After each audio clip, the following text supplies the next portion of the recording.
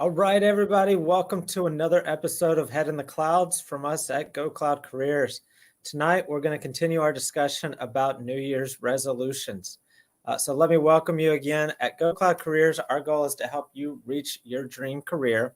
And the team here on this call, the three of us, have over 50 years of leadership and business experience, and we are here to help you and share the knowledge from our extensive background with you.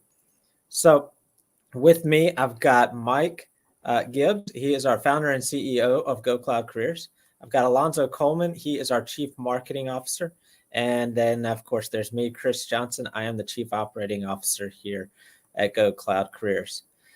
So this weekly show is where we come to unwind, have some fun, and still address the topics that are important to you guys and gals.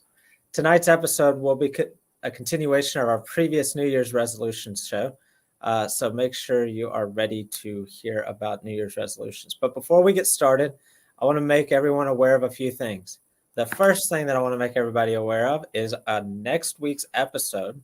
We're going to host a special guest from AWS, Trevor Spires, a senior solutions architect from AWS, whom many of you may be familiar with, will join us for an exciting roundtable discussion. You can find the link in the chat box. I posted it just before we started up. Go ahead and set a reminder for this so you don't miss it. It'll truly be an exciting show. Definitely looking forward to that one. The next thing I'd like to make sure that all of you are aware of is our free upcoming webinar on Thursday, where we will share with you exactly what it takes to become a cloud architect, whether it's with us or on your own. Make sure to register for that. I got a banner here. I got some new banners. I got to see which one's which. I forgot to label them. Go figure. There we go. There's the webinar banner. Let me put a name on that one while I'm at it. Let's see. Webinar banner. All right. We're all fun tonight. Yeah. I got kicked out of my office. I'm in a nice recording studio today. Yay. So, the benefits of getting kicked out of your office. You get moved to the recording studio. So yeah, make sure you join our webinar on Thursday. Register at the link in the description or at the link in the chat box that I am about to put there for you, unless somebody else already put it there.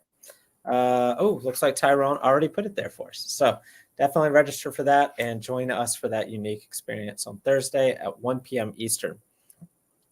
The next thing I want to make sure that everybody is doing is I want to make sure that you are all following Mike and Go Cloud Careers on LinkedIn. This is where we share all of our most up-to-date activity, and you don't want to miss any of it.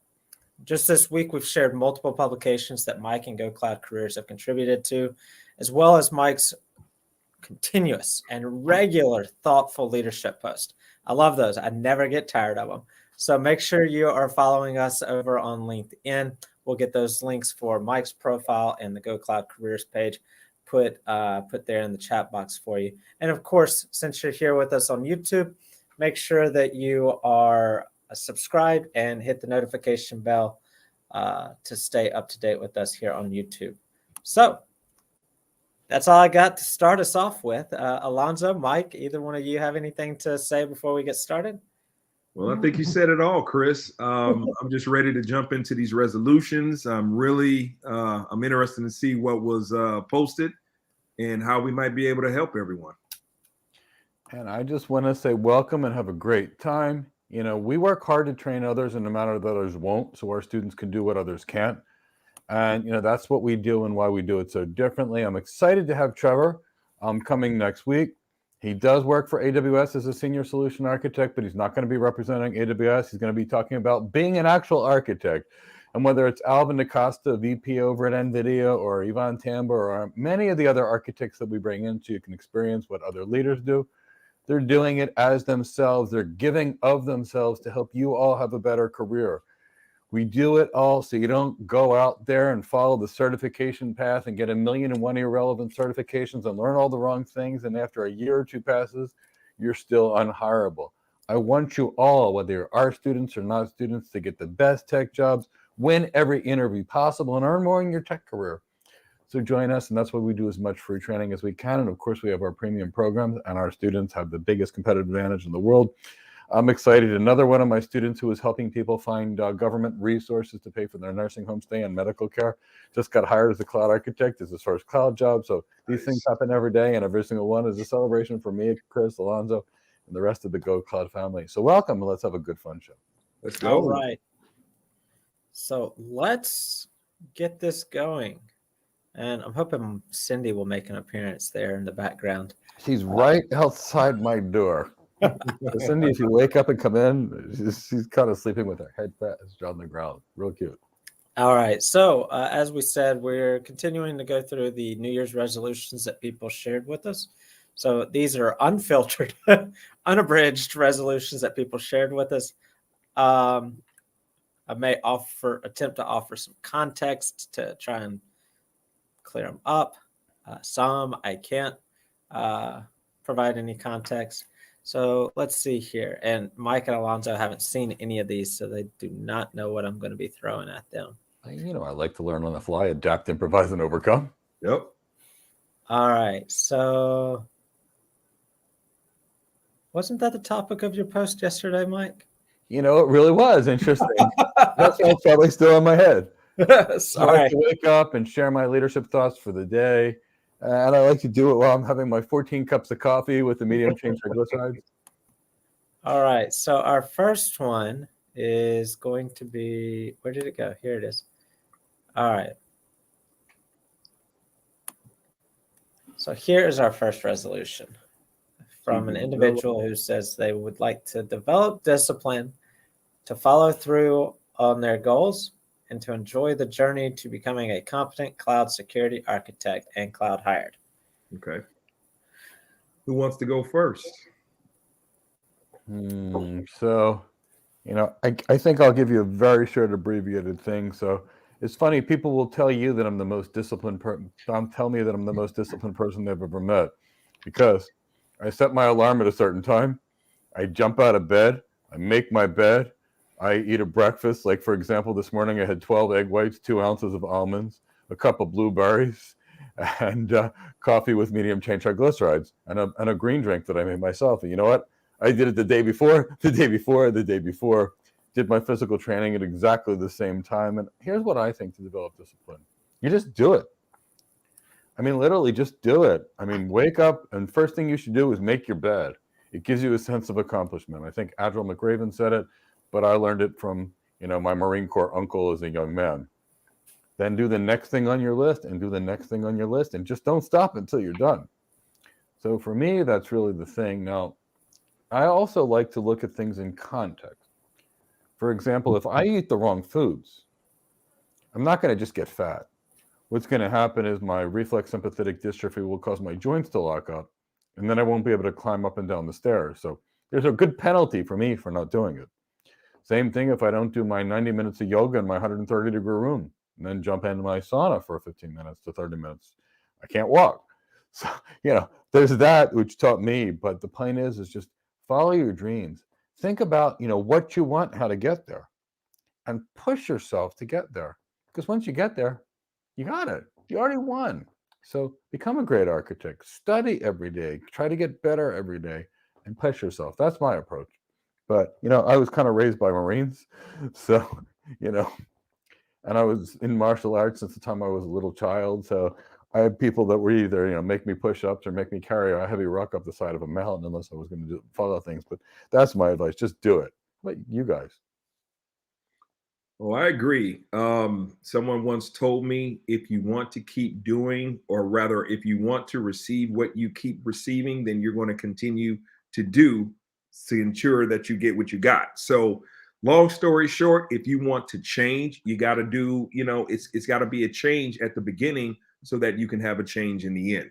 So making sure that you know, to develop that discipline, think about what you really want. Think about what you want for yourself, what you want for your family, what you want for your community. What are you doing now to get there? If it's not conducive, you're spending too much time on social media, you're laying around watching TV a little too much, whatever it is that's not productive, cut it out, because you already know what's going to happen. You're not going to get much done. You might be able to catch up on your stories or whatever, or flick through to find out who's doing X, Y, and Z, but at the end of the day, is that bringing you closer to your goals? So understand that, cut the fat from your daily routine, focus on what's important that gets you towards your goals through discipline. And then if you imagine what you would get with that discipline and the rewards that come with it, increased money, increased career, all the benefits that come with that, then that will help you to help you realize your goals moving forward. What about you, Chris? I think I talked about this a little bit last week. It might kind of said it as well, that just do it. I mean, there's a reason that Nike's phrase or slogan is "just do it." I mean, just do it. It's as simple as that. But the like I said, I think I mentioned this last week, that the trouble that a lot of people tend to have with the discipline is they try to discipline themselves with too many things at once. And if you try to discipline yourself, if you try to be disciplined at too many things, too many new things at once, it's not a matter of being too disciplined about too many things at the same time. It's a matter of trying to be disciplined about too many new things at the same time, when it might not be something that you're accustomed to. You might be accustomed to no discipline. I'm not sure. These were anonymous New Year's resolutions, so I don't know if this person is disciplined or not. But if you come from where you are undisciplined and you attempt to try to all of a sudden become as disciplined as a drill sergeant overnight, that's not going to happen. You will fail. You will be discouraged, and you will stop attempting your resolution. And this is just my perspective. If you're to develop discipline and to follow through on my goals and to enjoy the journey to becoming a competent and cloud security architect, there's a lot of things that have to be disciplined in there. So that's why I'm going down this path. Is there's a lot of things that need to be put into place, and start small. And maybe the task isn't small, but the number of tasks is small. Start small. It could be a small task like making your bed, or watering the plants, or making sure that that your room's clean. I mean, there's so many different ways to start. It's just a matter of just starting. And maybe you're doing all these things. So maybe it's one of our employees I'm trying to work with, and the task that I gave them was give me your schedule, give me the outline of your daily activities that you want to adhere to. That's a big task, but it's a single task. So sticking to a schedule. I had to do that one with Mike last year or 2 years ago, I think now. I'm like, Mike, here's your schedule. All right, we're going to stick to it. And lo and behold, great things happen. So when I say small, again, maybe the task isn't small, but the number of tasks that you're attempting to be disciplined in is small. Start there, add to it. Once you master it, add another and add another one. And yeah, you'll get there. You'll reach your goal. You'll reach your accomplishment. Obviously, when we asked for these New Year's resolutions, we did not give any parameters, any guidelines, anything. So this is not I don't mean this to say that you did this wrong, but it's one thing to consider when you're doing these types of things, because resolutions should lead to plans. You make the resolution, then you implement a plan. Make sure you've got a plan. Make sure you've got goals. Make sure they're clearly defined. When is a big one. The when is a big one. And we'll see that later in some of the other resolutions that people give specific timeframes for them. So that's an important thing to make sure. If you've got a resolution like this one, or if this is your resolution, make sure you have those specifics as part of your plan to achieve your resolution. So, let's get to our next one. Let's see. Well, I'll just go with this one since I just referenced this. Their resolution is to skill up. Okay. All right. Okay. So What does that mean? what does that mean? What does that look like? Mhm. Make sure you have a specific goal. What skills? What time frame? Who are you going to learn this from, or where will you be learning it? Again, I know we didn't give any guidance or instructions on this, so that it's not that this was a wrong or right resolution, but make sure you've got these things and that you're thinking of these things so that you can achieve your resolution. Because the history of resolutions is riddled with resolutions like these that don't make it past a week. Mm-hmm. Yep. So to quit smoking. that one fails because it's not specific enough and it's not planned. Other ones to read more. What is more? To lose weight. What is weight? How much weight is it really the weight, or is it the inches that you want to lose, or is it the fat to muscle ratio that you want to change? What is it really? So same here with the skill up. Make sure you've got specifics in mind and time frames. What are your thoughts, gentlemen, about I'm just this? going to add one thing to this. If we're talking about upskilling or getting better, just focus on making sure that they're actually the right skills.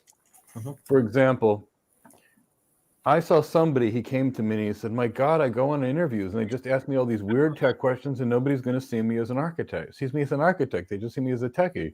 And I looked at his resume and somebody convinced him to do a developer associate, a sysops associate, a DevOps associate, and a solutions architect associate, and a CCNA and a Linux cert. And I said, well, that's not an architect. You just convinced me you're not by your resume. And he said, what do you mean? I worked really hard to get these. I said, well, an architect is a business leader. I said, and they solve customer problems with technology. So you need to understand how to solve customer problems, which means you need to understand business, the sales, the leadership, the executive presence, the architecture, putting the pieces together. That's an architect. You just showed me that you're everything but that. So let's remove these things from your resume. Let's tune your resume and let's get you the right training. And after I remove those things often from somebody's resume and teach them how to not talk about those things, they actually get offers if they're qualified. But the key is to learn the right skills. The right skills for a doctor are different than a solutions architect, which are different than a DevOps engineer. So whatever you do, be specific in your skills, just like Chris talked, and make sure that the right one's for you. That's really all I have to say, but make sure, because if you learn the skills to somebody else's job, guess what? You can do somebody else's job, but not the one you want. Right. And that's that's probably the biggest mistake I see in tech careers is everybody's so focused on certifications that they learn everybody else's job but their own. I can never hire a 10x AWS certified. I won't even waste my time interviewing because I know they're spread so thin across a multitude of careers that they don't know what they don't even know. And I don't have the time to waste on it. So I look for people that are great. Hiring managers look for people that are great. When somebody looks like they threw a bunch of darts in the air and wondered where they landed, they just don't get the right interview. So upskill, great. But figure out what you want to do and make sure you learn the exact skills. The skills for a Navy SEAL sniper are different than a SEAL breacher. Two different parts, and they both matter. And we need them both. They're equally important. But the point is, get the right skills. Definitely. Alonzo, anything to add to it? Well, I mean, skilling up takes a plan. You gentlemen covered it really well. So it's all about the details. It's all about you creating that roadmap to get you where you need to be. And that requires specifics.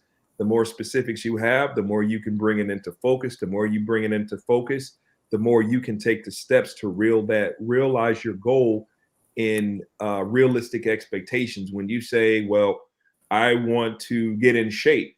And so at the beginning of the year, when I go to the gym, I can't find a seat to do my workout. As the months and weeks go on, you find less and less people get, going through and committing to the goal. And by the time March or April comes around, I'm still going to the gym, but there's only a fraction of the people there because they go in there with a broad desire to do something and accomplish a goal, but they don't have the incremental steps needed to get there. What part of the body you want to develop? How many reps do you need? How many days can you commit? What type of caloric intake are you focused on? Things like that. Those are the details that help bring your goals into focus. So as opposed to a cloud architect, how many hours are you able to commit? Do you want to be a cloud architect? Can you commit to these specific hours during the day or during the week? Focus on the concepts like networking and understanding the differences between block storage and object storage, understanding that CSPs or cloud service provider technologies are not enough. You can't focus on one specific route and think that it's going to get you there, as opposed to understanding what the whole entire cloud is and breaking those down into digestive bites so that you're able to not be overwhelmed by these concepts. Again, it brings you back into focus. So to skill up, plan up, and then you'll be able to be on your way to realizing your goals. All right. So I want to let everybody know you don't be shy. You can also put some questions in the chat box if you want to. If you've got any questions for us, put those in there for us. We want to hear from you. I want to know. I want interaction. I want. Me too. This is not one-sided. We're not. This is not story time. We want to know what's going on with you all and what your goals are and what your struggles are. I mean, we do this for you all. Yeah. Exactly. All right. Let's see. But the cat's cute. All right. So here's our next one.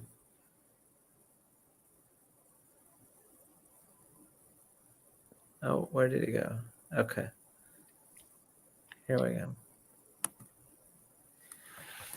Complete all my assignments on my GCA portal, actively participate in class, update my LinkedIn profile, improve online presence, get cloud hired, and become CISSP certified. Okay. I got a lot to say about that one. Yeah, I'm hoping that it's not active, it's not in alignment with what you want to do after the other ones, but I'll digress. What about you, Chris? Well, this is what we want everybody in the program to do. Yeah. Do your assignments in the portal. Yes. Actively participate in class. Yes.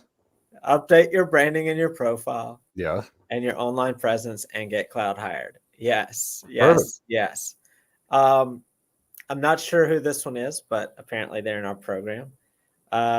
So yeah, I'm going to go back to my just do it. Just do it. Open lesson 1. Watch lesson 1. Open lesson 2. Watch lesson 2. Open lesson 15 when you get to 15. Only after you've done 3 through 14. Mm-hmm. And do it.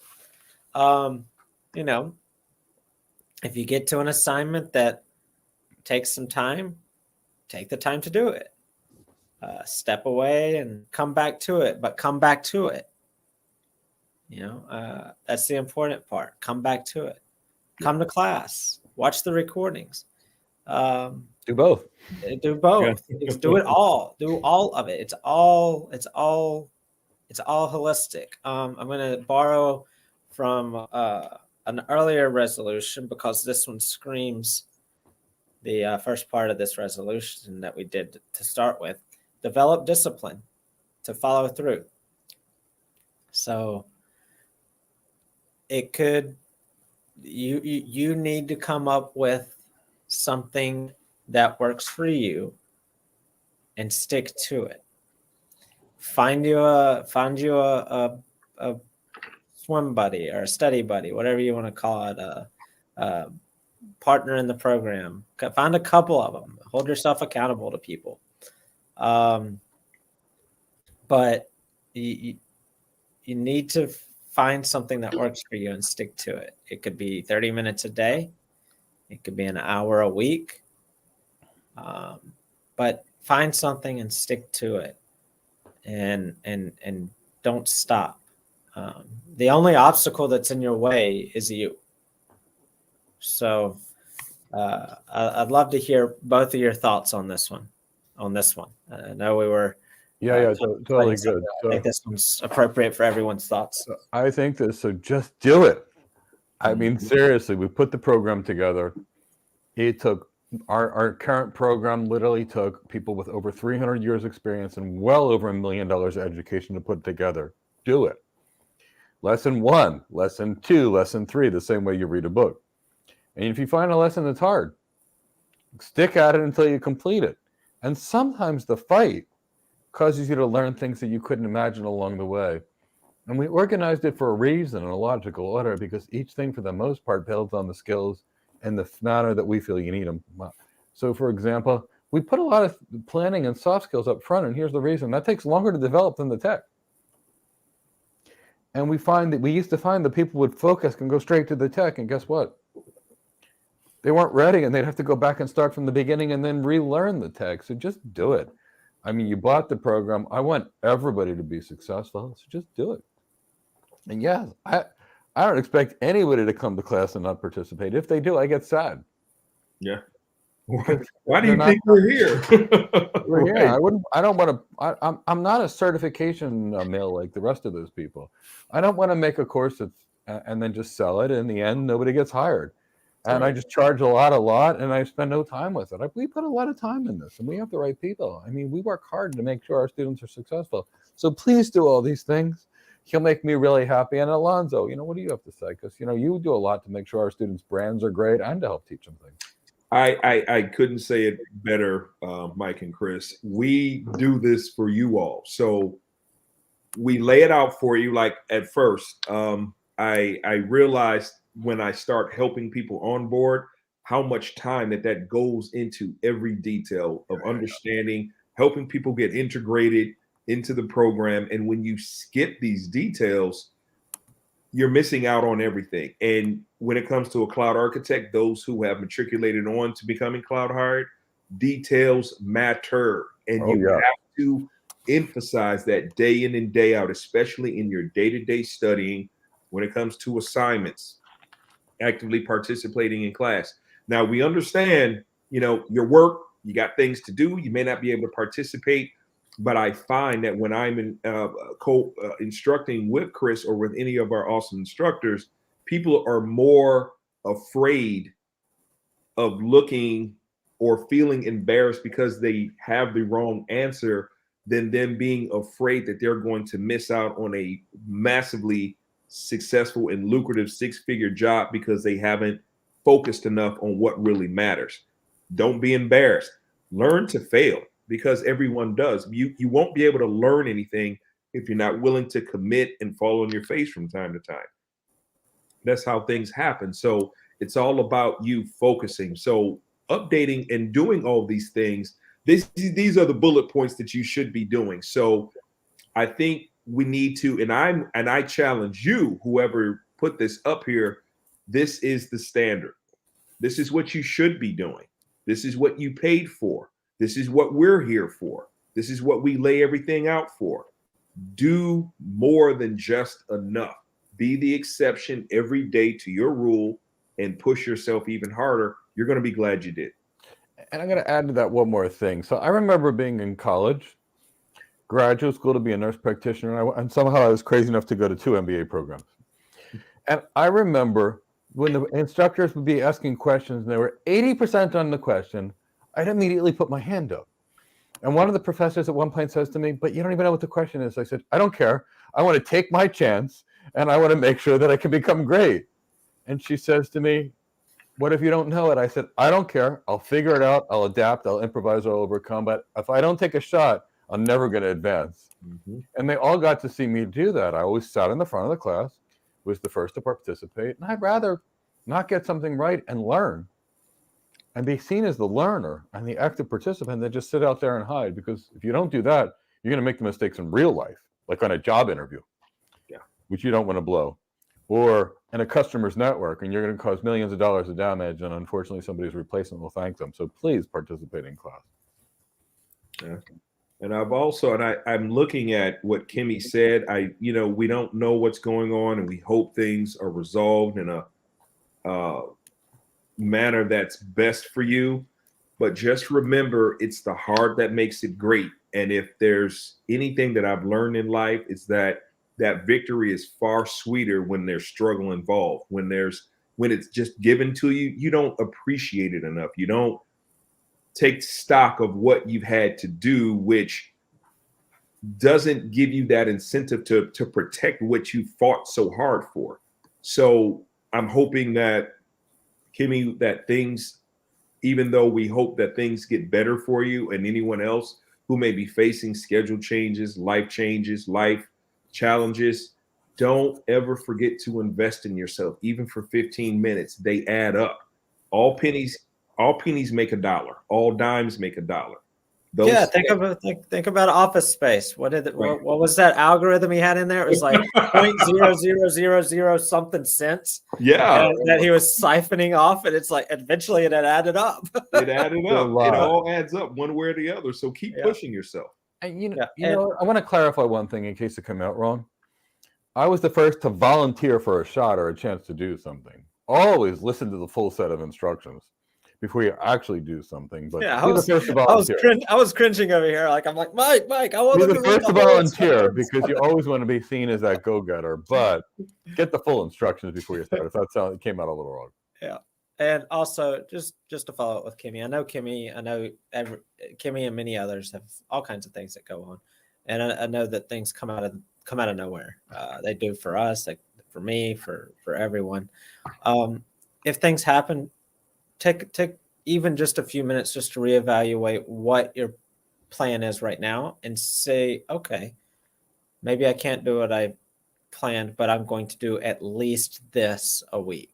Yeah. And even if it's just 30 minutes a week, just to keep that tether, keep yourself tethered to everything and at least moving forward just a little bit in the right direction. And it could be as simple as I'm going to get on Slack for 30 minutes a week just to see what all's going on.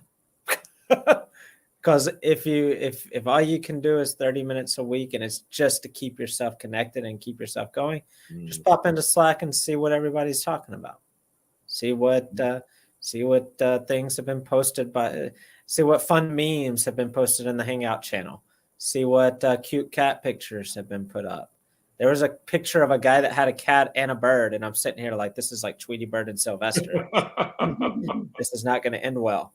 But he had a bird on his shoulder and a cat in his hands, and I'm like, oh boy, interesting. That's gonna. And then you'll see all the announcements of the posts that we've made and the videos that have been put out. And before you know it, your 30 minutes is up. You've gotten out of whatever is taking you off course for just those 30 minutes, and you've kept yourself connected and kept yourself progressed. So that's just my 2 cents about that, to what Kimmy was putting in there. All right, I'm gonna we're gonna put up a quick quick video for a quick 1 minute break, guys, just to give us just a second to rest our voice. So bear with us. We'll be right back, and we will keep on rocking.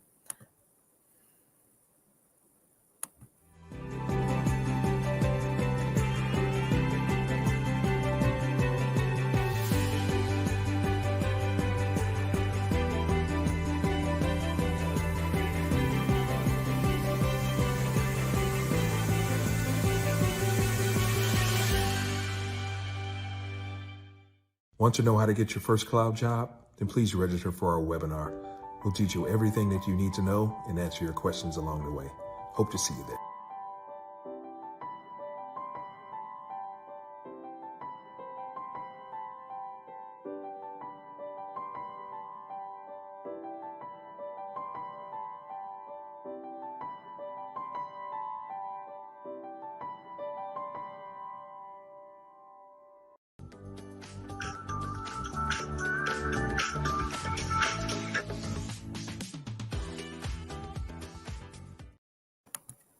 All right, we are back.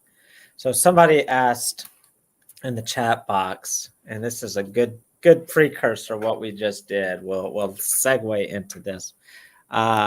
Ken putting us on the spot, asking the panel, what are all your New Year's resolutions? So I'm going to preface this by starting off with the company's New Year's resolution as far as it relates to this. We're going to be more consistent. We're going to be more timely, and we're going to be more aware of our of ourselves, aka not exhausting our voices and not overdoing it. Hence, why we've introduced that quick short break that we're gonna utilize that periodically through long live streams every 30 or 40 minutes. Just it's amazing what just a minute of not talking will do. Allow everybody to get their refill their tea or their water and just get right back going. Put a throat lozenge in, whatever it might be. So, gentlemen, do either of you have a New Year's resolution that you would like to share? Well, I can give you my perspective. Ken Sherman, I've never made a New Year's resolution in my life. If there's something that I don't like about me or going on in my life, I make a plan that day or the next day. I don't wait till the next year.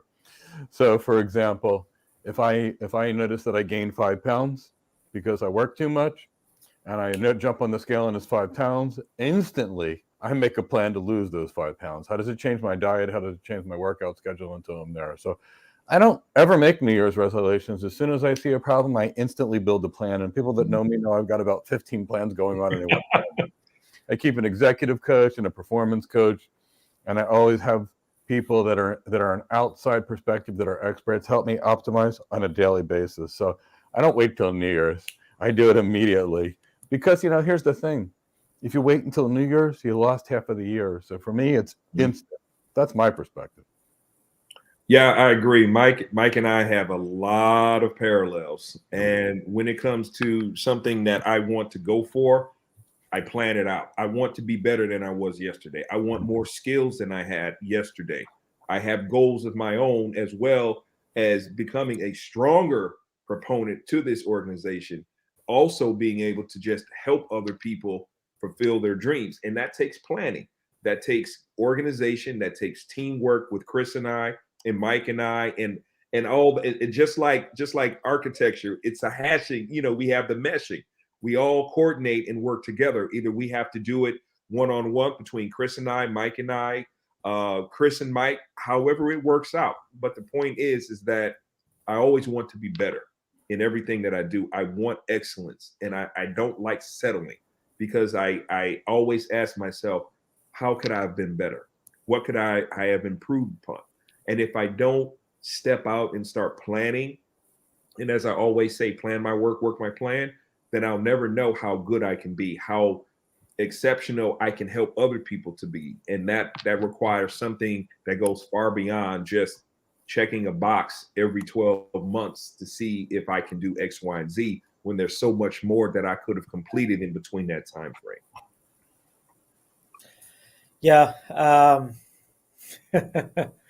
I like Ken's follow up, because this was kind of along the lines of what I was going to say. He says resolutions to me feel more like a statement of affirmation. That's pretty much that's kind of how I feel about it. I've done I used to try the whole New Year's resolution thing. Yeah. The only one that I was ever successful at, and it wasn't because of me, it's because of my wife. The only resolution that I was successful at was that I quit smoking. Everybody's shocked. I used to smoke. Whoa, that one came out of nowhere. All right, yeah, I used to smoke.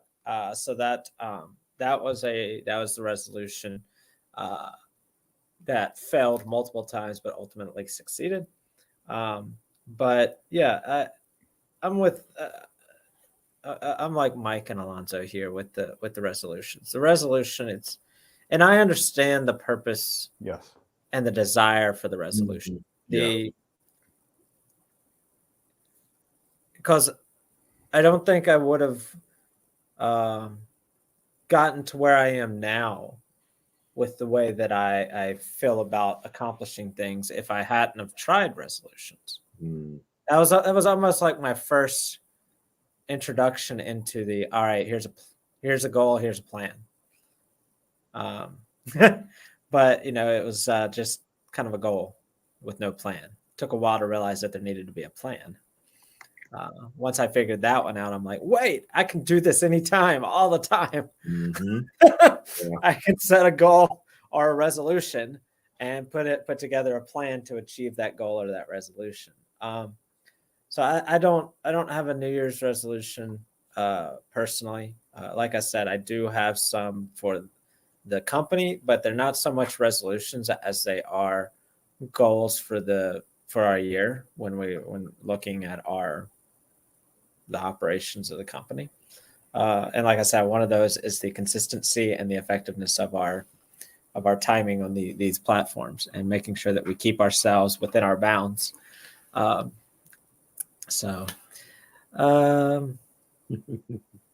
that's what I've got there. All right, let's look at, make sure there's not another question in here before we get to another one of these resolutions. All right, Bliss says, after the successful completion of your program, is it advisable to get hired? Yes, period. Yeah, full stop. Yeah, that's right. That's yeah. Is it? So I'm going to continue. Is it advisable to get hired before CISSP certified? We'll tell you why. As a cloud security architect. I mean, let's be fair. You can't cash a certification at the bank, so the certification is just a piece of paper. The average cloud architect earns $800 a day. So if it takes you 3 months of effort to do a certification, you've wasted $48,000. You just lost it. So don't do that.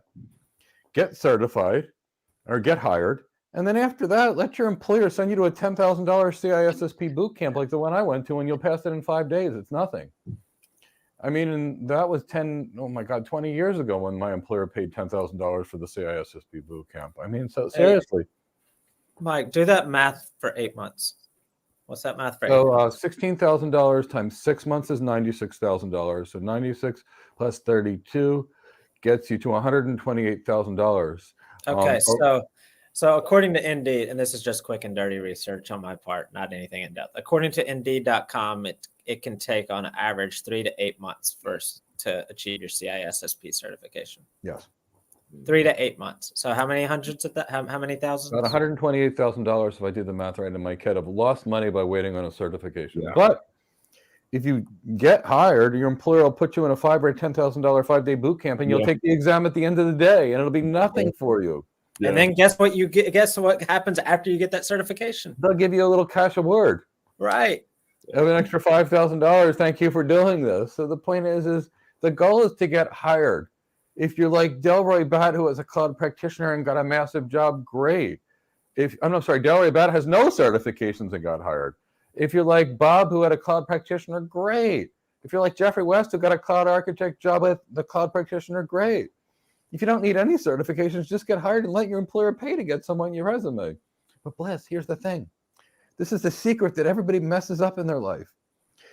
People that have business acumen, according to salary.com, earn $549,000 per year. And when you look at senior director jobs at Cisco off of Glassdoor, you're dealing with $550,000 on average. When you're dealing with a principal architect, a business acumen job at Google, the average salary is $508,000. I can give you a list of 30 or 40 that we've gone through that are all like this. So focus on getting hired. The certification is just a nice to have, but certification may raise your salary $5,000 or $10,000. Business acumen can do it by $300,000. So focus on the right things.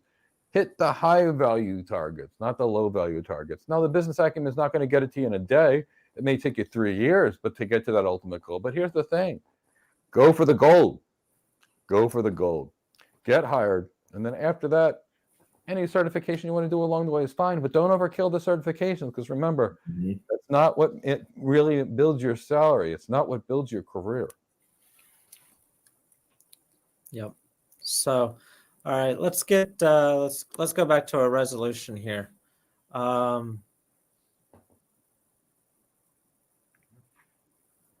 And Bliss, if you're doing our program, you'll be hired in our program, Yep. not gonna when say you've that. done the program. All right, so I got a couple of them here. So we got to get cloud hired by summer, to become a cloud architect. Let's see. There was another one that I saw. Where did it go? I guess I lost it. There was one that said something about 6 months. I can't find it right now. But anyway, so to get cloud hired by summer, to become a cloud architect, these are great resolutions. Yeah. I'm going to go back. I know we sound like a broken record here, but we're just going to, and I hope you already have it in place, but if you don't, have a plan. Mm-hmm. Before you make your plan, make sure you research. Make sure you research and you get your information from trusted, reliable experts, people that have the goal, have the title that you desire, are higher. If they've got the title that you desire, then they should have that title that you desire for at least 5 years. Chris, can you explain why 5 years? Because anybody can have a job for a year or two, and then they're let go because the company caught on and realized they didn't know anything.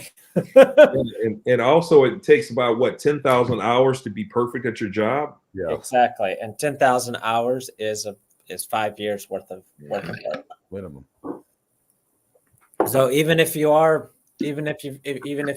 there's an individual who's been in a position for 3 to 4 years, they haven't reached that 10,000 hour threshold. And I know that's an arbitrary number, but that's based on extensive studies, that's where that measurement is deemed valid.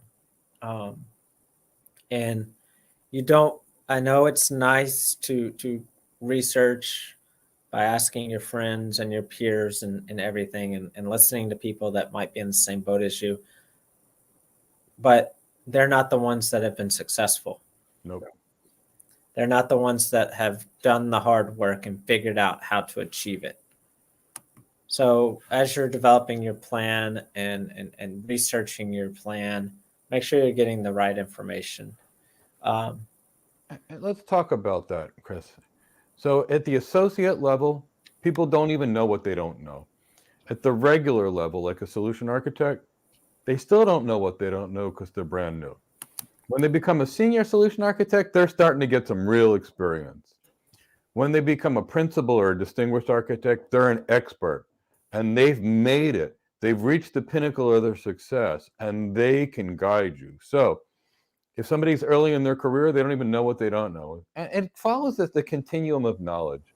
For example, when I took my first networking certification, the CCNA, I said, networking's easy, right? And then I became a Cisco certified network professional, and I went, there's more to this networking thing than I thought. And then I became a Cisco certified internet expert, and I went, oh my God, I may only know 5% of networking. How much more of this is there possibly that I can't even possibly learn? And you know what? The Cisco certified internet expert was my intro to networking. 25 years later, I still have a lot to learn. Very true. All right. So, Alonzo, thoughts on anything that we might not have already said about the specificity and importance of goals and the details of the goals? Okay, let's say it again. I want to know why. They may have a plan. They just didn't put it in the. I would like to know if this person does have a plan, and if they do have a plan, great. If they don't have a plan, why by summer? Is there a opportunity waiting for you contingent upon your ability to be a competent cloud architect? And if not, then why won't you afford yourself time to really get the concepts down, to be able to vet your competency against the questions that Mike, Chris, or even myself and staff will be putting you through the ringer on? So I would love to know what is driving you to be to become cloud hired by the summer. Now, the biggest motivator is that perhaps maybe you are not employed at this point in time, and that you have things that you want to do by the summer. I totally get that, and I don't think there's a better motivator for that. But making sure that you have your plan in place with the proper resources, surrounded by supportive people who optimally have had this position and have thrived in this position. If not, that's okay too. But make sure you have your plan. Plan your work, work your plan, and execute, execute, execute. Well said, Alonzo. And you may notice I keep looking to one side. So, Chris, if you want to show why I keep looking to one side, you feel free to share that image. Cindy the sleepyhead. She is out Cindy like a is sleeping. Yeah, she's directly outside my room. And now she's rolling on her back and she's doing all kinds of things. So she keeps entertaining me. She's always directly outside the room, except when I'm sleeping, where she's either in between my arm and my chest, on top of my head, or on my feet, which is a really uncomfortable position.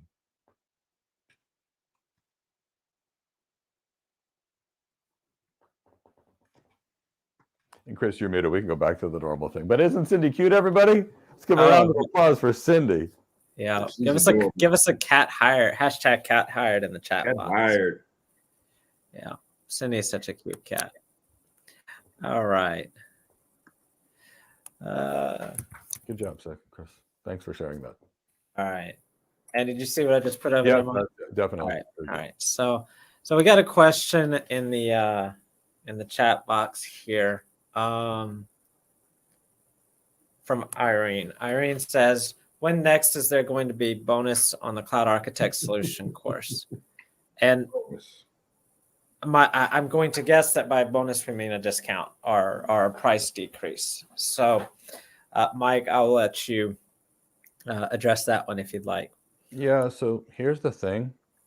We sent over 10 emails stating that this is the last time that the course would ever be at this price. And we, literally speaking, spent multiple social media posts, and we said this on every single conference call. We had the best program in the world, and it got people hired every single day. But we brought in 2 PhD business school professors. We have 3 MBAs. We now have a person with a master's degree in economics and a legal expert. We also brought in people that were chief people officers to help develop content for the program. We've asked professional educators how to make the program better. And we now have a staff that, literally speaking, has over $1 million of education and over 300 years experience just to make this course. And here's the thing. Our course is only 3 days pay for the average graduate. When I started my tech career, I spent over $40,000, and that was back in 1996, just to start my tech career. So, and that's the equivalent of $120,000 a year now. So the average cloud architect earns about $200,000 a year, which coincidentally is as much as a doctor who takes on $250,000 of debt and about 11 years of their school to get there.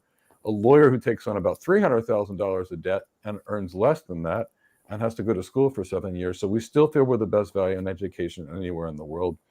And these are what our prices need to be. We worked hard to take the best and make it much better. And our costs are associated with it. So there's just nothing we can do about it. That's what it has to be. And when you're hired, you're not going to worry about a $2,400 class or $2,500 class. You're going to be thinking, wow, I earned that in 3 days. Yeah. And if you don't believe it, check out the testimonials page. We have dozens. Dozens. Oh, yeah. Let me put that in there. And to be fair, my education cost me $325,000, although people help pay for it. Alonzo, what did your education cost you? $150K minimum. And I know Chris's is right up there. He may have gotten some discounts because his family was educators, but the point is that's what smart. I'm smart. I know how to work the system. Yeah, he worked it well too. Got the undergrad and got the master's taken care of. But Chris had some special things, but it would have been the same $150,000 easily to get there. Yeah. But to get these kind of jobs, you just need a special education, and you just need the people that have the education to teach you. So we're still the cheapest game in town. We took Daniel Bosul, who spent like $35,000 to people that were supposed to do something called level them up. I don't even know what that means. And we had to completely retrain him to get him hired because they taught him nothing. So unfortunately, that's the cheapest we can offer this course. And yeah, I got a thing here in the chat box from Edmund that says, I failed my essay assignment, but I won't stop until I succeed. I will try again. All right. So first of all, you didn't fail. If this is from our program, yes, it is. You're talking about in our program. You didn't fail an assignment. You submitted an assignment. You got feedback on how to improve your assignment. Yes. Now, if you go watch the testimonial that I just shared, sorry, I'm going to interrupt here. Yes, RCE, the price used to be $9.99, and we said for 2 months that the price was going to be increasing. So that's that.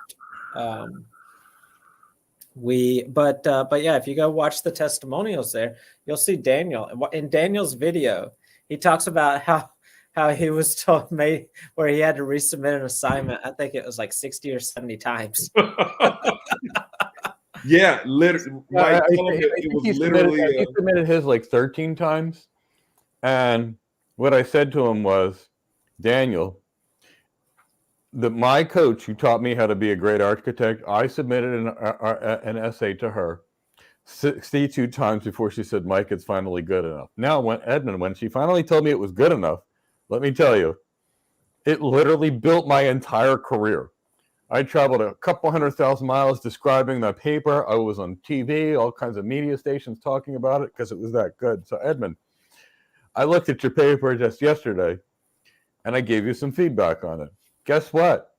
Fix it. Make it better. And you know what? If the next time you're still not there, that's okay. Do you think I knew how to do this the first time? It took me 62 times. 62. But that's the difference between an expert and a beginner. Each one of these things teaches you how to be better. And, normally you're not going to find the CEO of a company reading your essays to try and do it. I did it because I want you to be great, and you're going to be great. So it's going to take a few more times because I know what your starting point is. And guess what? That's fine. Life is a process of improving and getting better every single day. I'm a yogi, and I've been practicing yoga now for almost 17 years. Literally speaking, to get my forward bend, to get my chest all the way out to my legs, took me 14 years, but I still got there. So, it's a mastery thing. That's why it's the practice of medicine, the practice of law, or the practice of architecture. We get better every day. Yeah, Edmund, I want to address this as well. You don't fail if you don't win, you learn. When you fail is when you quit. Quitting is the worst. Never be a quitter. And I like how you said, I won't stop until I succeed. I will try and try again. I love that in people. Me too. Because you cannot learn unless you continue to get after it.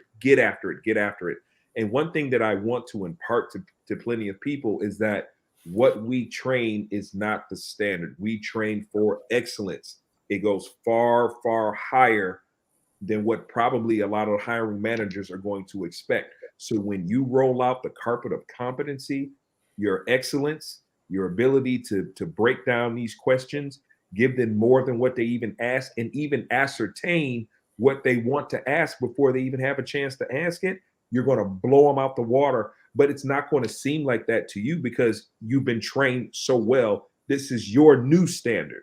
And your new standard in what we teach here is going to far exceed what is out there. And that's going to be why they're going to roll out the red carpet on high compensation for you, because what is the opposite of a friend? Or rather, in the business world, if you're not going to be an asset, you're going to work for the competitor. And that's not what they want. How would you want to face someone of your company's competency and skill on the other side of the team? I wouldn't, because that's what we train here. We train for excellence, and you're going to be there, Edmund, and we're going to make sure that happens. You continue to have that attitude. Have that attitude. And Alonzo's so right about the competition. I went on an interview about 20 years ago. What I didn't know was the following. The company always had to do 3 external interviews if they had somebody in mind that they were going to hire. They had promised this job to this gentleman, and he was a good guy. And I went on the interview, and they hired me. And when I went in there and I started this job, this guy looked at me like this every day. And I'm not going to use his real name. I'm going to call him Joe instead. I'm like, after about a month, I said, Joe, did I do something to offend you? I said, because you look unhappy every time I walk in the room. Maybe I can buy you lunch. We can talk. Go to lunch. And he says, Mike, it's not you. He said, I was promised your job. He said, you went on an interview and I don't know what the heck you did, but they just sucked you up and told me another time. And he said, so I'm frustrated about that. So I asked him what his goals were, and I helped him get that job that he wanted about a year later. And we became quite good friends. He was a great guy. I know why they promised the job, but they didn't want me working for the competition, which I was working for at the time. They wanted me an asset on their team, not their enemy. Mm-hmm. All right. So before we move on, I'm just going to make another quick reference here. You know, that Edmund, you're working in a program where one of our alumni was in an interview situation. They took a role, and one of the companies they turned down liked him so much that they came to us and said, hey, this person didn't accept a job with us, but we liked him so much, we need more. Do you have more of the people that are like this? So it's such a powerful branding thing and such a powerful tool and resources that you have access to that employers recognize. Even when someone turns them down, they're like, okay, we need this. We need to find this. Let's go to the source, AKA Go Cloud Careers, and ask them for more. So you're in a great spot, Edmund, and everyone else that's working on this. Don't give up. Never. Keep doing it. So a couple of questions here from RCE. Is the AZ 304 cert worth it? I mean, 305. Sorry, I said. I mean, no certification is ever going to get you hired.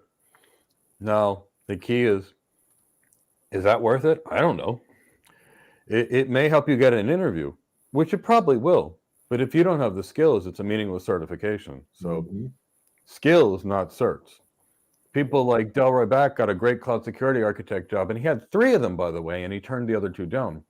And every day he shows me the people that are trying to bring him in on an interview. He's like, no, I love my job. But he doesn't have any certs. So skills, not certs. And once you have the skills, sure, focus on the certs. But the certification by itself, it's like, here's a piece of paper that I know the name of the service and how to configure that. And I can't use half of these services in reality because they're proprietary and I don't configure in my job. So skills. You can't cash a certification check in the bank. Yeah. I like that. And I like his follow-up. I'm not sure. I like their follow-up question. How to build business communication skills. That's a good question. That's an excellent question. Great question. RCE, you're going to need training.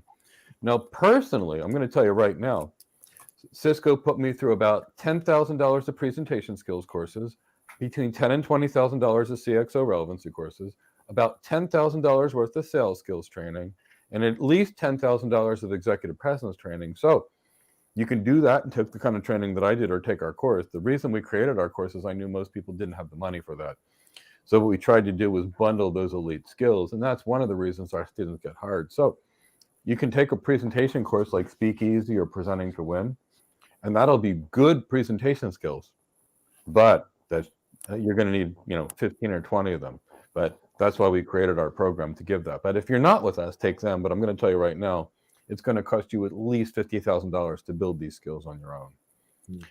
Like I said, Alonzo's got $150,000 education. Chris has the equivalent.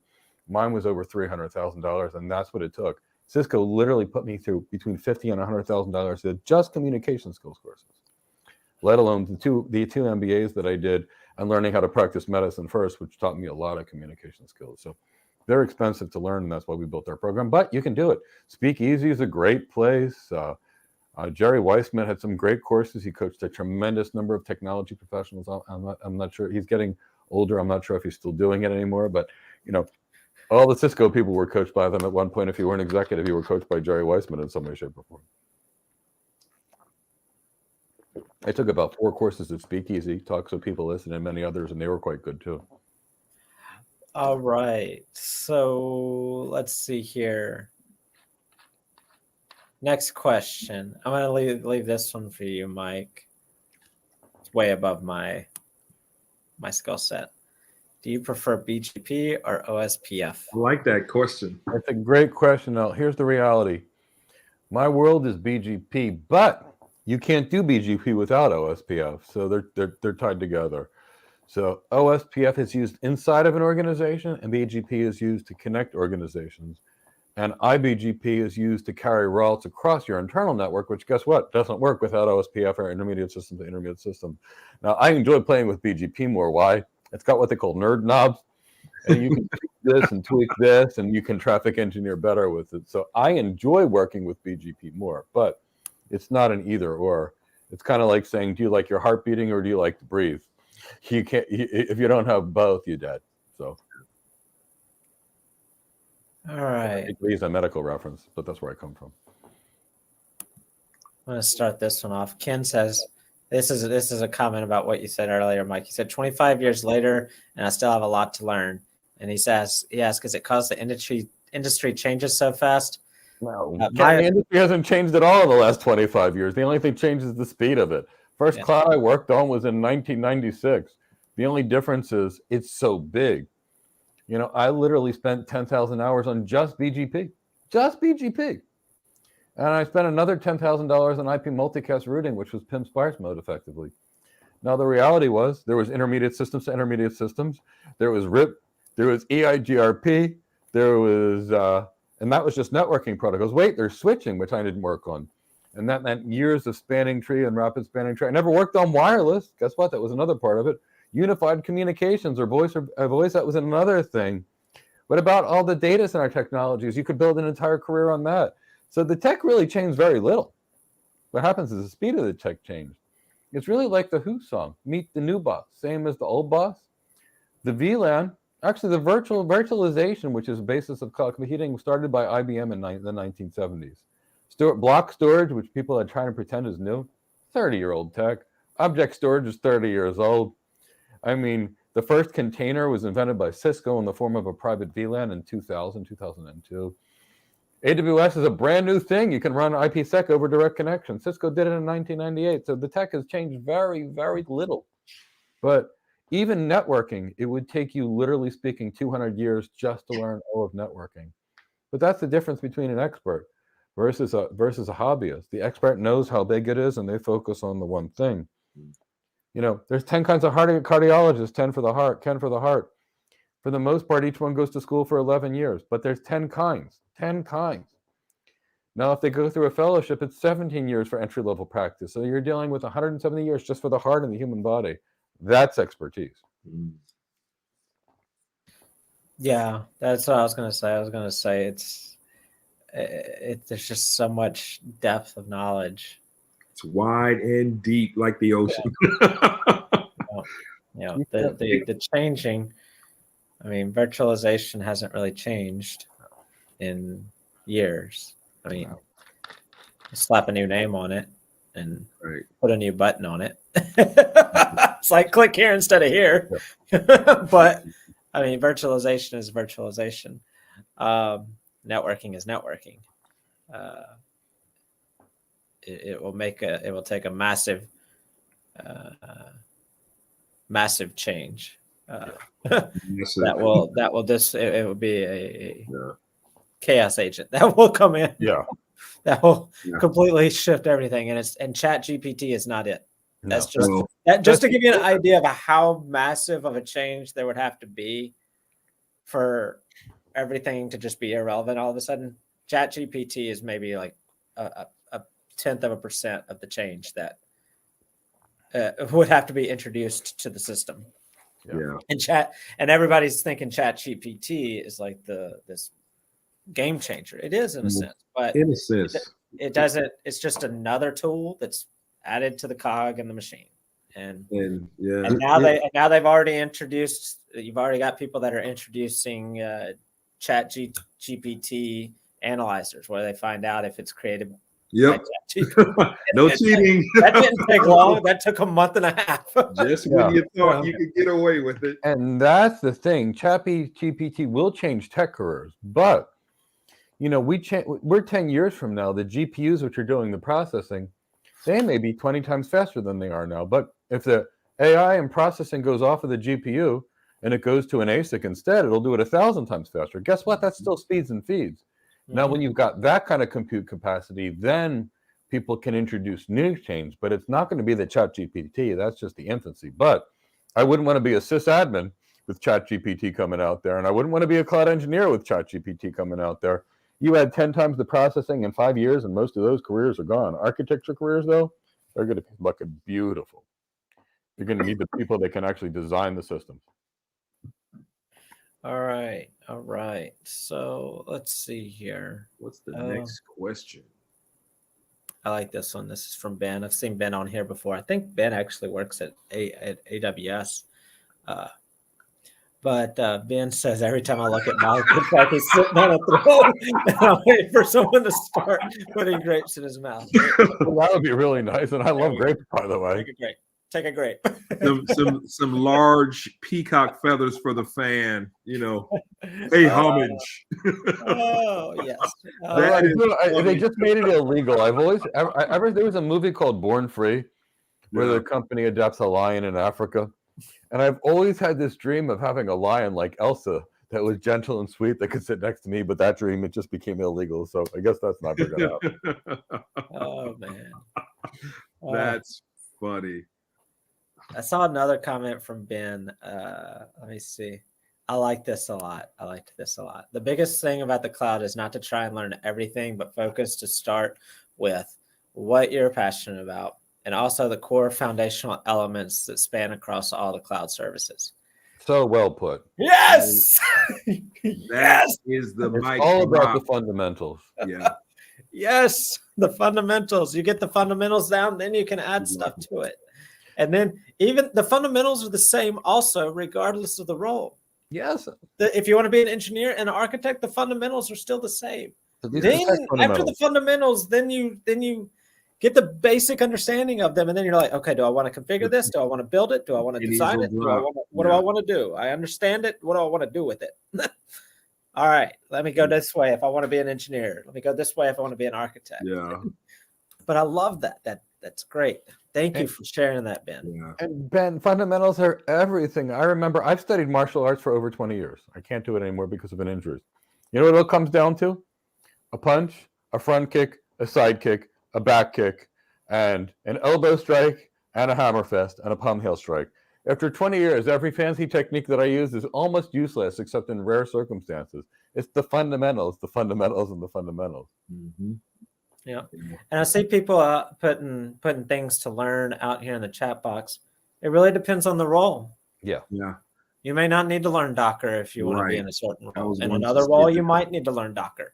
And if you want, we can do a lightning round and talk about which roles they're for. That matters. Yeah.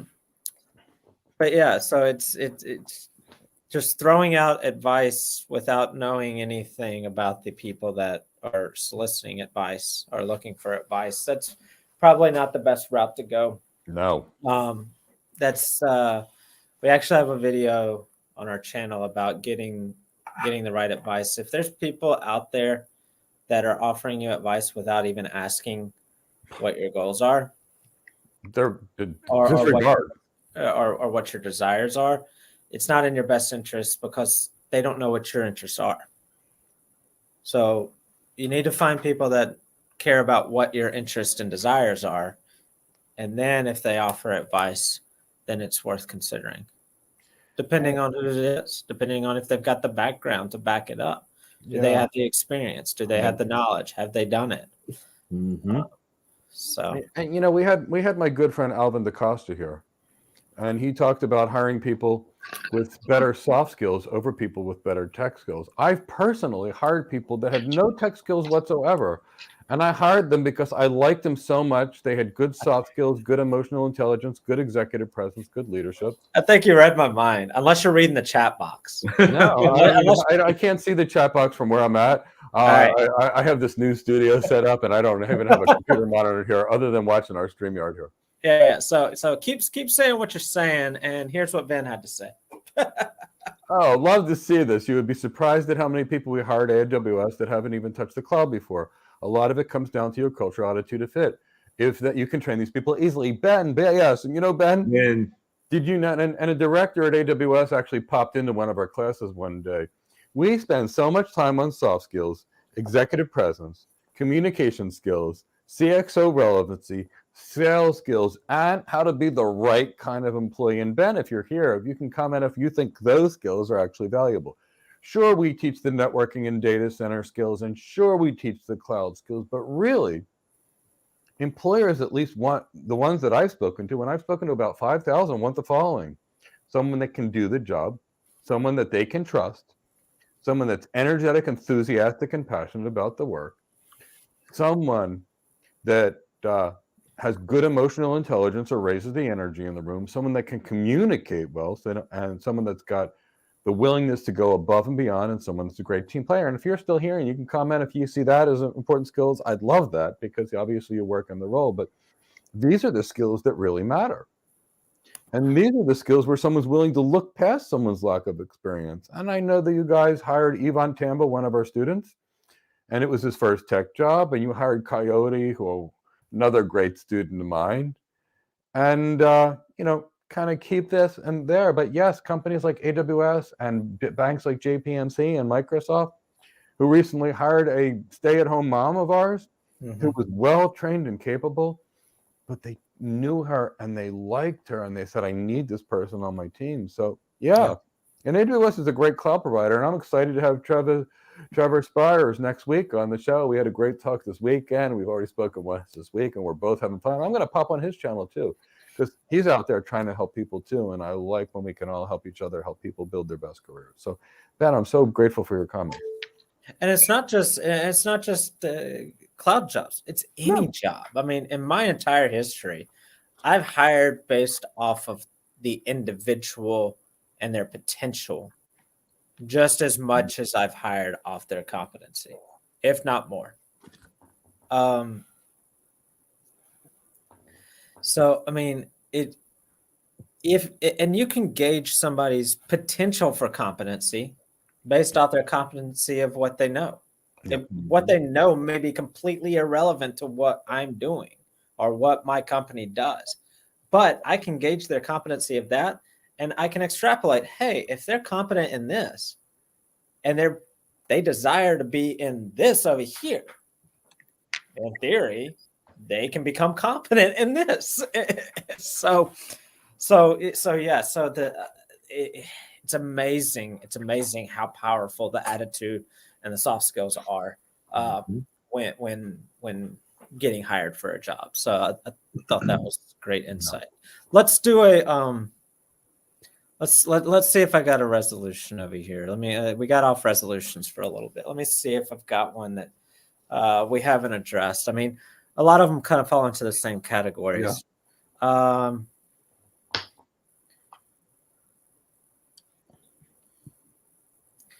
Before we do this, I'm gonna. We've been talking quite a bit, so I'm gonna give us a break again for just a second, and then I've got a resolution picked out that we're gonna do as soon as we come back. Sounds fun. All right. Give me a second. Oh, cat alert! Yeah, there's a cat. All right, let me get rid of that cat alert too. All right.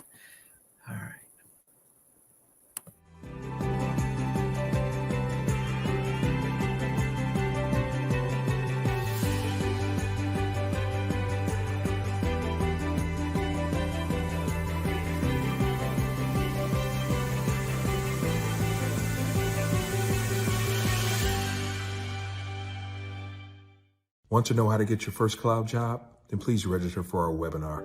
We'll teach you everything that you need to know and answer your questions along the way. Hope to see you there.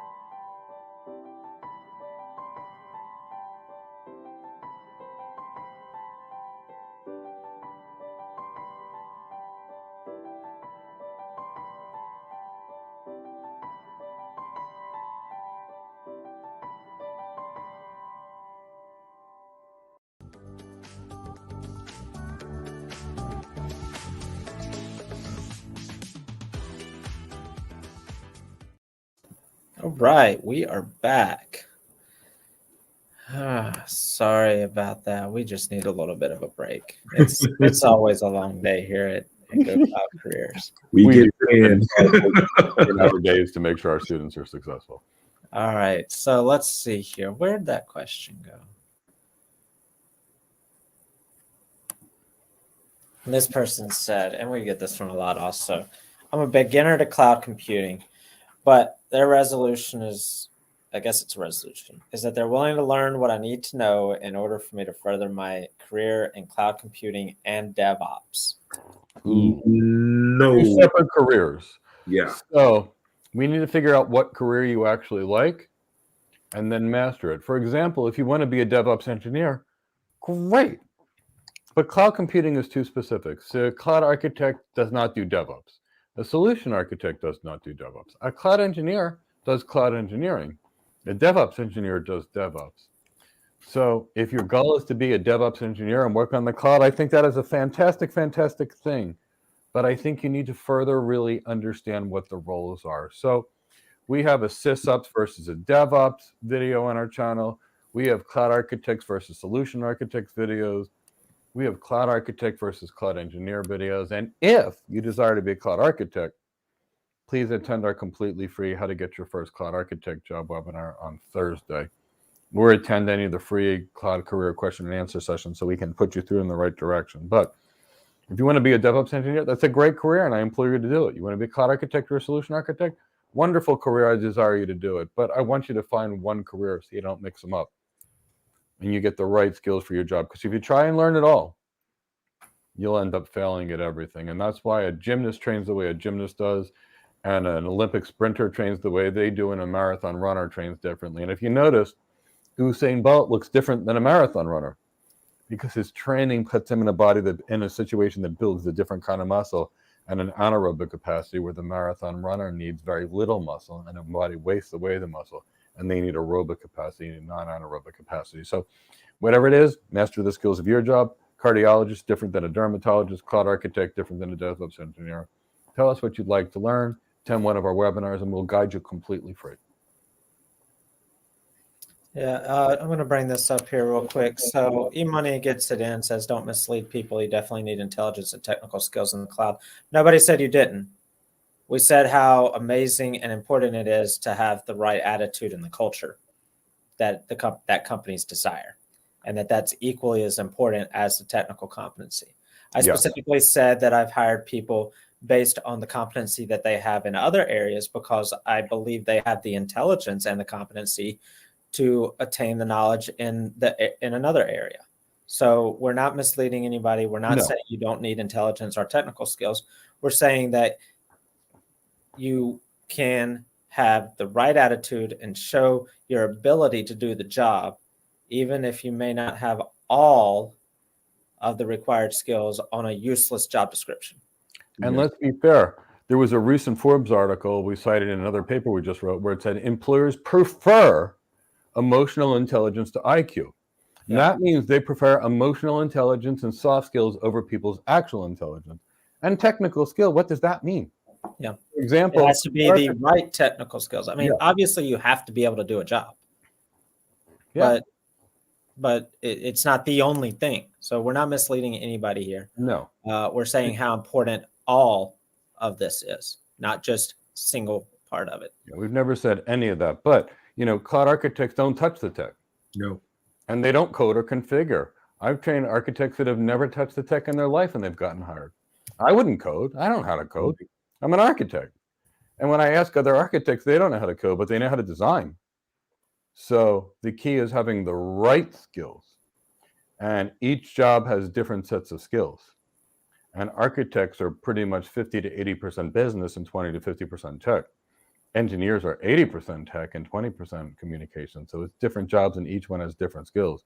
That's why we have training, to provide the right skills that people need. And our training is different for every career. No one said not the right skills. No one said, and no one said intelligence. But I'm going to tell you right now, the statistics show you, both in terms of salary and employment, people with emotional intelligence are hired more over actual intelligence. And there's good data to prove it. In fact, Talent Smart EQ said that people that have higher levels of emotional intelligence on average paying careers earn $29,600 more than people with regular levels of social intelligence. And for every 1% increase in emotional intelligence, it equates to an additional $1,300 per year. So that's the statistics. I didn't make them up, but I read every day. I read 3 books a week, or at least I used to, and I get my information from credible sources, and that's all we describe. So RCE says Cisco firewall or Palo Alto firewall? RCE, I don't really think you understand architecture. There is no best technology, I'm going to tell you right now. It's what's best in the use case for the business. The Right. business requirements do it. Sometimes it's Cisco. Sometimes it's Checkpoint. Sometimes it's Palo Alto, and some point it's Fortinet. And as an architect, you can't have a favorite. No. The second I have a favorite, you got to buy Cisco.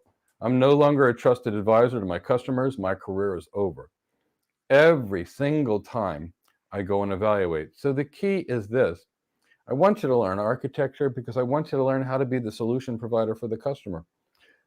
Lots of times AWS has got the best solution out there. But guess what? If it's big data and analytics, who's the biggest data player in the world? Google. Sometimes I might consider a Google solution. Usually I use both. But these kind of questions are more that certification kind of thing where they're trying to tell you I'm best, I'm best, I'm best. There is no best. It's like saying what is the best martial art. Yes. It's like, okay, you need the tools for the job. You need what does your business when you're doing the CXO relevancy, when you're doing and looking at the business spreadsheets, when you're looking at everything this company is, what they're trying to do, what their end goals are, what works, what doesn't work, and you're looking at these documents, then you're going to see what makes sense. And if it happens to be either Cisco or Palo Alto, then fine. But overall, it's not about, like Mike says, it's not about what's the best, but you want to focus on what's best for your customer. It's like a mother or a parent focusing on what's the best food for their child. It's not about a brand name. It's not about how much it costs. It's about what's best for that particular set of circumstances that the customer is asking you to solve for. So just keep that in mind, RCE. Yeah, like the best car. Well, it depends. Are you trying to run on a racetrack? Yeah. You got an option. Are you trying to be off-road? Mm-hmm. Are you trying to be on the European roads, which are really skinny and you got to get your car down there? Or are you in Texas on a perfectly paved road? Yeah. So kind of those things. Architecture or any of these decisions about the strategically helping people find what's best for their business at the right time. Mm-hmm. And sometimes somebody's willing to give a bigger discount than somebody else on equal equipment, in which case that might make it the best.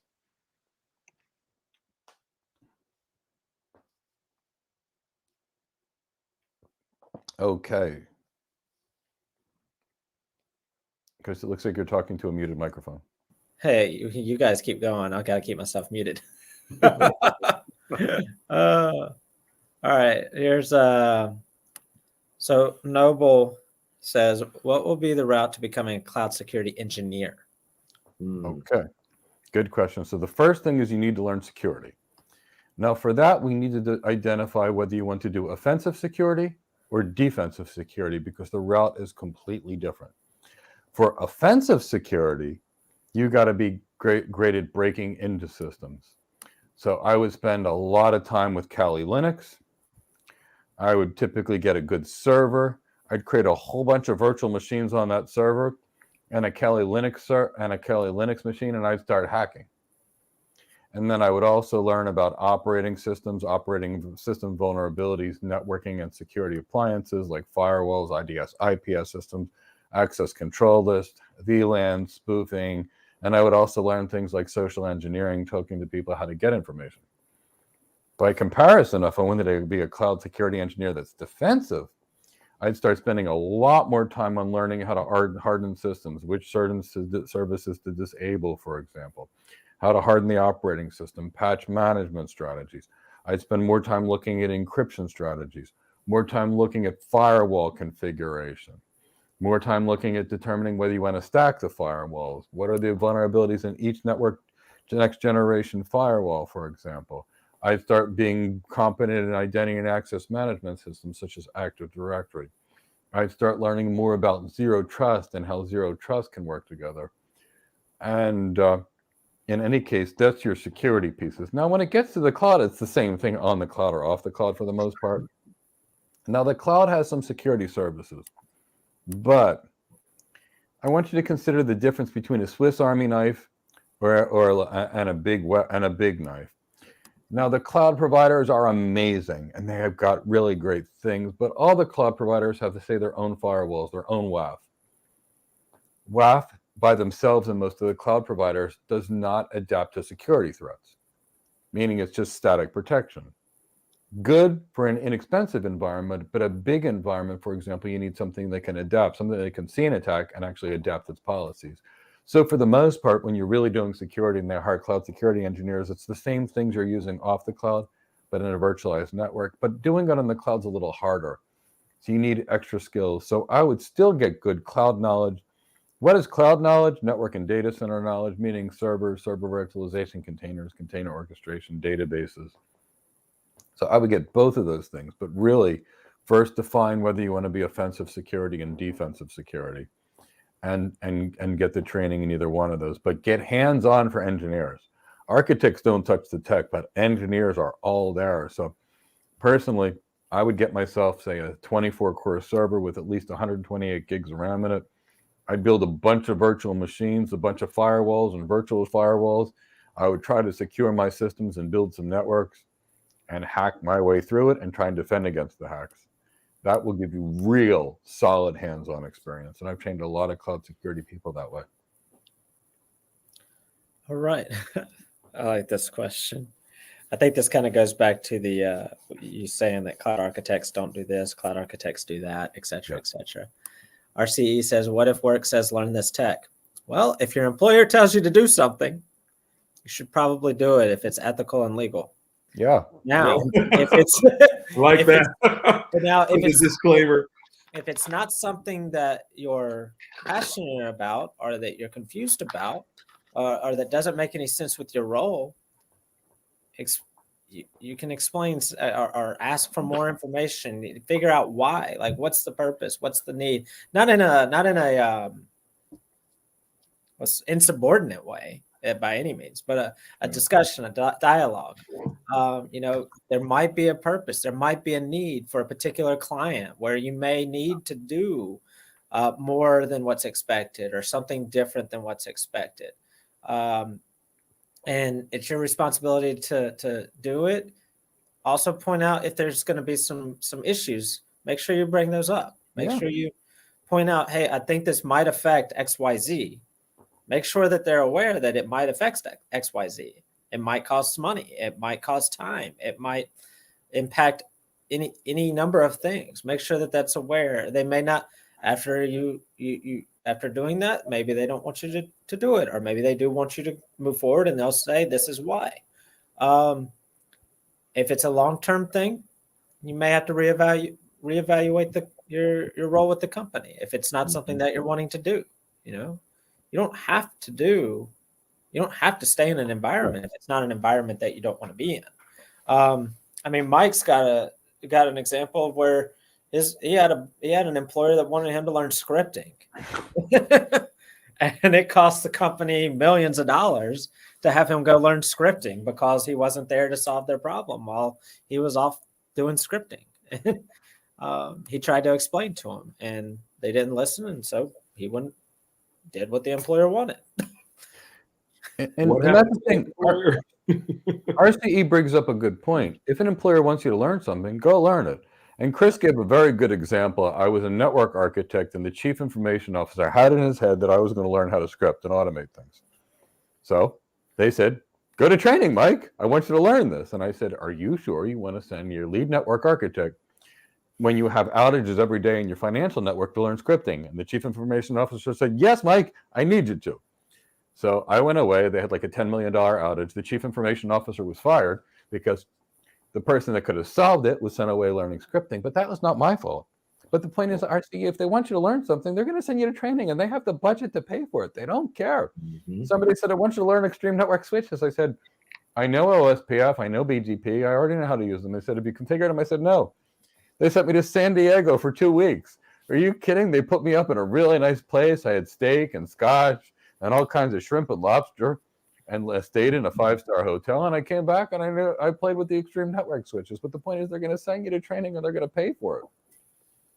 And you're going to be trained by quality people that actually work for these companies that are experts. So sure, if they want you to learn the tech, learn the tech. But as Chris said, if you don't like what they're teaching you, or they're putting you down in a job you don't want, go learn the tech and then go wherever else you want to go. Yeah. Yep. Mhm. There'll be one more tool that you have on your tool belt. Yep. Exactly. Consider your trajectory. But yeah, at the end of the day, if the employer asks you or tells you to do something and it's legal and ethical and there's no issues about it other than do I want to, then you probably should. Mhm. Yeah. So Kimmy brought up a good question, and I want to keep this one short and simple. Okay. Basic fundamentals of cloud computing, networking, and data center. Let's take it one step further, Mike. Okay. Yeah. Past networking and data center. What would be the what would you say next to give a clear picture of what the fundamentals are? Well, the network in the data center is the cloud. I know. What is what in the data center? Okay, so I'll give you. I'm completely new from scratch. Give me the fundamentals. So Kemi, here's Don't what go I would too say. deep. From the networking side, you need to know IP addressing, subnetting, and supernetting. You need to understand the connectivity of the WAN technologies, which includes IPsec tunnels, SSL-based VPNs, private lines, software-defined networking, and SASE. It includes switching components, which means VLANs, VLAN tagging, VLAN trunking, spanning tree rapid, spanning tree port channel, ether channel, link aggregation groups. It involves DNS, DHCP, ARP, proxy ARP. It involves NAT, which means one-to-one NAT, one-to-many NAT, static NAT, dynamic NAT, PAT. Now, on the data center side, we're talking about servers and server virtualization, containers and container orchestration, the storage area networks, block storage, object storage, file storage. Then after that, what we're talking about is load balancers, network load balancers, application load balancers, stacking the load balancers, next generation firewalls, intrusion detection, intrusion prevention systems. And then we're talking about databases. And inside of that, we're talking about business applications such as CRM applications, ERP applications, unified communication applications, financial applications, accounting applications. That's basically the kind of thing that we're dealing with. And all clouds have this. The names of these services change. Yep. Good job. I needed that for soundbite purposes. That was good. I saw an opportunity. I'm like, ooh, I'm going to get this. Yeah, we can mark that. It's good to see you, Kemi. Say that again. It's good to see you there, Kemi.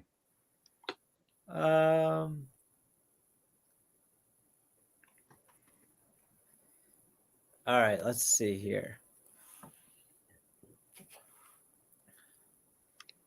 Neville says they're glad they've come across the channel. Hopefully you can assist me to get to my career goal. That's what we're here for. We're here for. Yep. And please attend any one of our Monday question and answer sessions. We're here for 2 hours.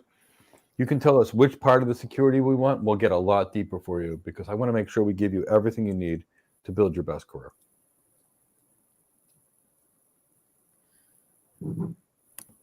JM says, for a cloud security engineer, would you recommend getting CISSP?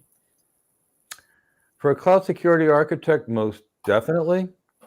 For a cloud security engineer, it would definitely be helpful. But JM, what it really refers to is skills over certs 100% of the time. And people really place too much value in certifications. What they really need to be is skilled. So sure, I think it would be a good certification to get, and I would never say don't do it. But I would get the skills before I got the certification because you can get lots of jobs with 0 certification. Mm-hmm. And then if you have the certification on top of the skills, now here's the good news. These certifications will help you get the better interviews.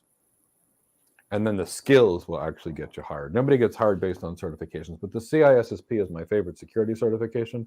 Yes, I actually did it when I was younger. and my employer paid for the training to do it. So what I'm hearing is need the knowledge, but don't need the piece of paper. Yes. Got Yep. it. All right.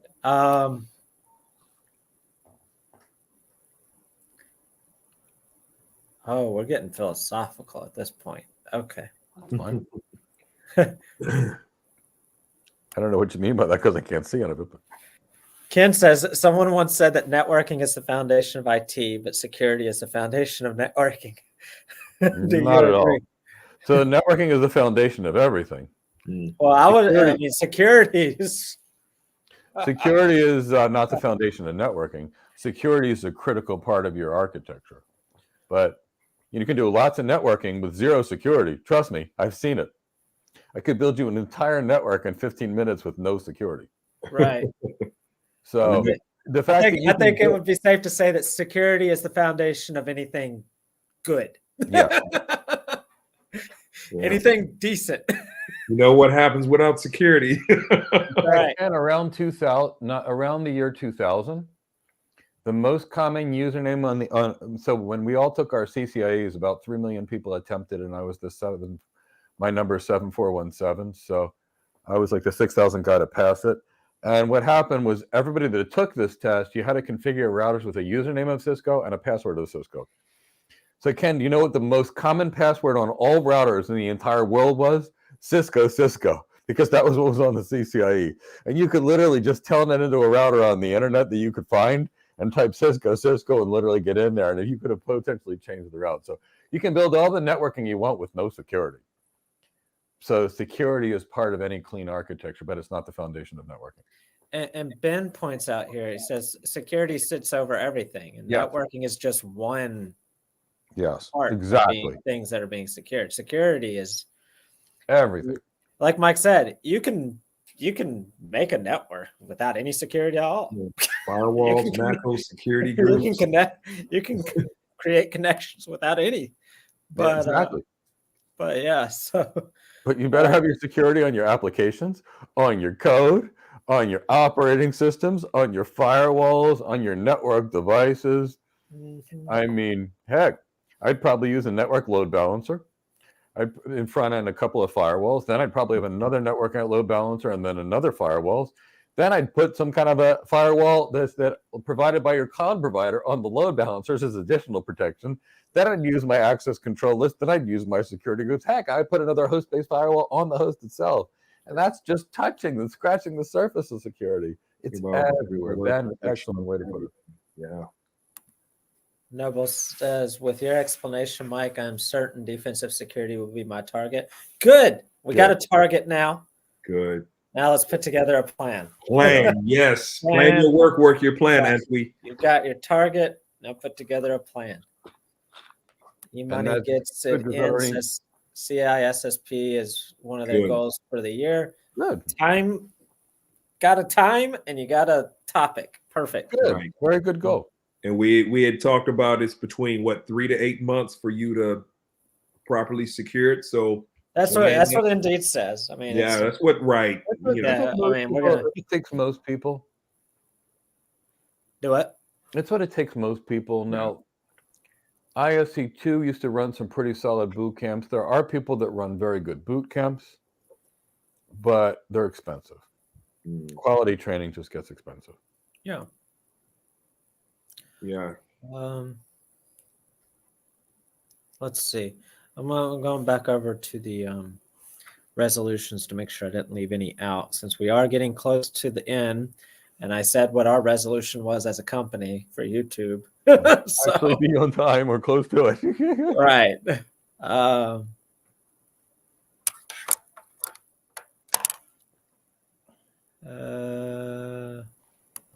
Okay, so this was a resolution, and I'm gonna talk about this one because I got a specific way I'm going to talk about it. So this resolution was finishing the program and getting hired as a cloud architect. So that's a nice way to put that, but a better way to put it would be to get hired and finish the program, because we view you as being finished when you get cloud hired. So And we still have people in the program that are coming to class that already got their jobs, and they're coming back to class. I had one in class today. I had Joseph in there, and he popped in. But yeah, yeah. Joseph from AWS. Yes, yeah. Awesome, love him, great guy. But yeah, so I like that, finishing the program and getting hired as a cloud architect. So gonna let you in on a little secret. While there's a lot of lessons and a lot of structure and a lot of stuff in the program, guess how many people actually finish the program as far as completing all the assignments and completing all the courses? Not that many, because they go get a job. So we view you as having finished the program when you get that job offer. Mm-hmm. So I wanted to bring that one up to talk about that. Is don't look at it as a 1-2, because if you wait till you finish the program to try and get hired as a cloud architect, it's going to be a delay. Yeah. There's a point in the program, and we say it all the time. Once you start getting bored with the classes, or once you start designing the solutions and knowing and knowing what the design is before somebody designs it, you need to be interviewing. You need to be saying yes to all those recruiters that are reaching out to you, even if you might not have, quote unquote, finished the program, as far as checking all the boxes and getting through all the content. Because there's no way you're going to get through all the content. There's 500 hours worth of content in there. So anyway. Well, we don't want to leave any gaps. I want everybody hired. So we put our time, effort, and money into developing a real program. Yeah. Okay, so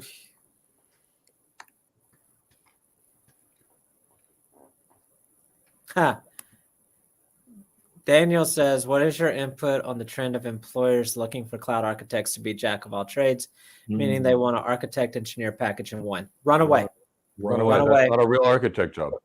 And it's not a trend. So it used to happen is when I started as an architect 20 some years ago, first they called us architect design engineers because we would design and not touch the tech. And then every once in a while we would touch the tech, and there was there. Daniel, if you work at a major cloud provider, you will not be allowed to touch the technology. If you work in a major bank, you will not be allowed to touch the technology. That's the world of it. So if you work at a consulting company, you will not be allowed to touch the technology. It's not your job. So the trend is not that. Now you're going to see job descriptions that include everything from the kitchen sink to dog walking. And Daniel, that's because here's how we all write a job description. I can tell you. Sorry. There you go. And Ben's over at AWS, and he gave you the answer. That's not an architect role. That's a death sentence. That will destroy your career. Yeah. Exactly. Sorry, I didn't mean to laugh so hard. I thought I was muted. In fact, no. I had a really great career, but early in my career, about 25 years ago, I almost got fired. And here's the reason. I was designing this huge network architecture, and there was this huge BGP problem. And I knew BGP. There were probably 10 of us in the world that knew it to that level. And I was like, a BGP problem. I jumped on the routers. I started troubleshooting, and I configured it. And here's what happened. I fixed the BGP. I was all proud of myself. But I lost focus on the big picture and the architecture. And I missed something that was so critical that if they didn't catch it, it could have caused the customer to go bankrupt. And poof, I was disciplined. And it was like, don't ever do this again. So no, there's no such thing as an architect that touches the technology. No unicorns. A principal architect at Microsoft called us to do something very recently, and Chris was on the phone with him, and I was on the phone, and he said, look, the only thing common as architects is we design, present, and sell, and we don't touch the tech. Daniel, that's not an architect job. Run. This is a lot. I'm going to use another industry as an example, and it may not relate for everybody, but I feel it does relate for some people. So I come from a hospitality industry background, building and developing and running hotels from the ground up. Trying to find an architect and an engineer in the same role is like trying to find a front desk manager that can repair the equipment in the laundry room. No. I don't want that. No. Like if I do want that, people should be running away from me as quickly as they can. I don't want my front desk manager to if they know how to fix the equipment in the laundry room, great. But I don't want them doing it. I want them running the front desk, dealing with the customers and the guests, and handling reservations and schedules and et cetera, et cetera. I don't want them having to work on the laundry room equipment. I want my maintenance engineer or facilities engineer to fix my equipment in the laundry room, not my front desk manager. So, I think what RCE says, what about roles at early stage startups? Early stage startups probably are not going to have cloud architects. No. They're not good. They can't afford cloud architects. They are going to be using consulting companies like KPMG. They're going to go to AWS directly. They're going to go to Azure directly.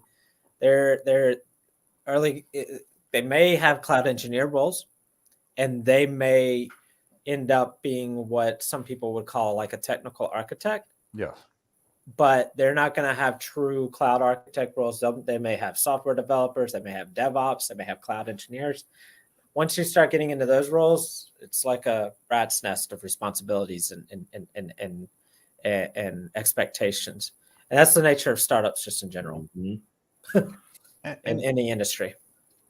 And can I touch on something? And Ben probably would agree with me. I don't know what his role is, but here's the thing as an architect. You can't know everything.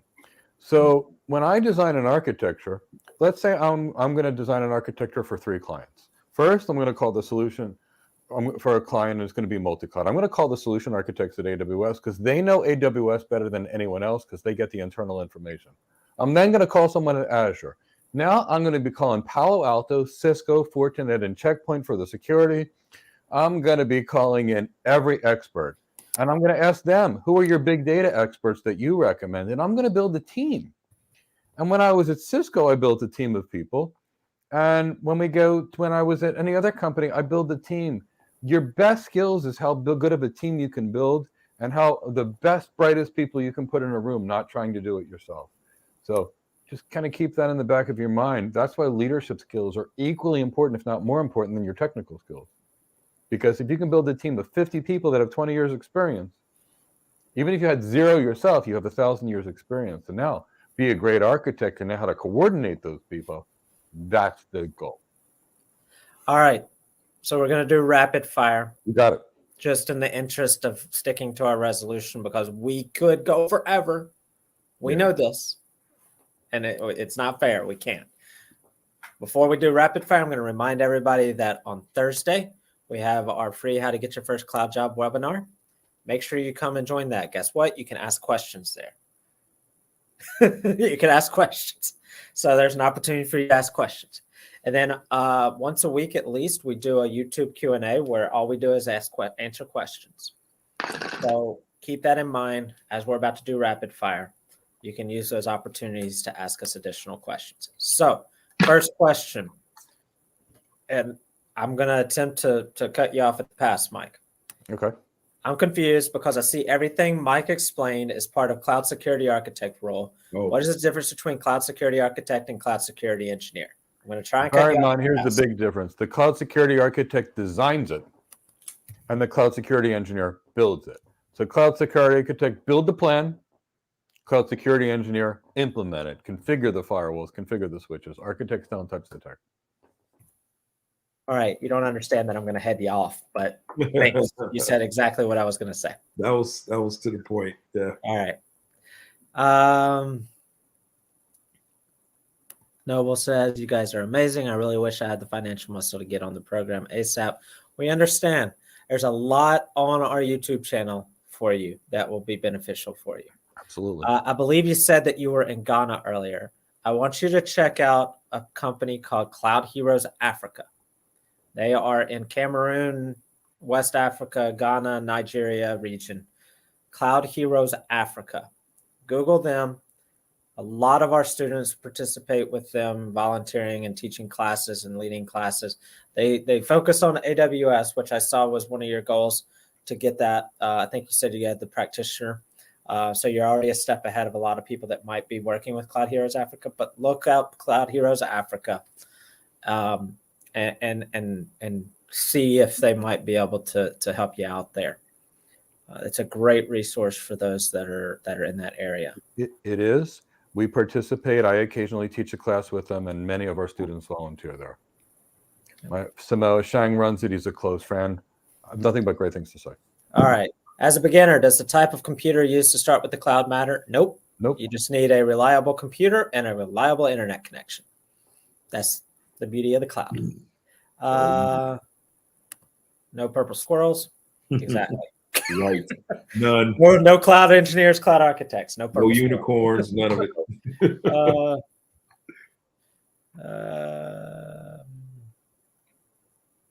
Ken, sorry, we don't have the time to go into it deep. The enterprise architect is more lucrative, but the enterprise architect actually requires working experience as an architect. Yeah. Cloud architect, solution architect, technical architect don't require the same experience that enterprise architects do. Enterprise architect is a very high level, almost C-level, and in some cases C-level positions. Here's quick the and dirty answer. Yeah, here's the secret. The further away you get from the technology and more you get from how the technology solves business problems, the more your earnings are. Enterprise architect, 80+% tech, 20%, 80+% business, 20% tech. So that's why it pays the most. I love all. I've done all these architect roles, but the more technical you are, sadly, the less you get paid. It's the saddest thing ever, but it's true. Yeah, we're not skipping your question, Ken. We gave a quick and dirty answer to it. Come back.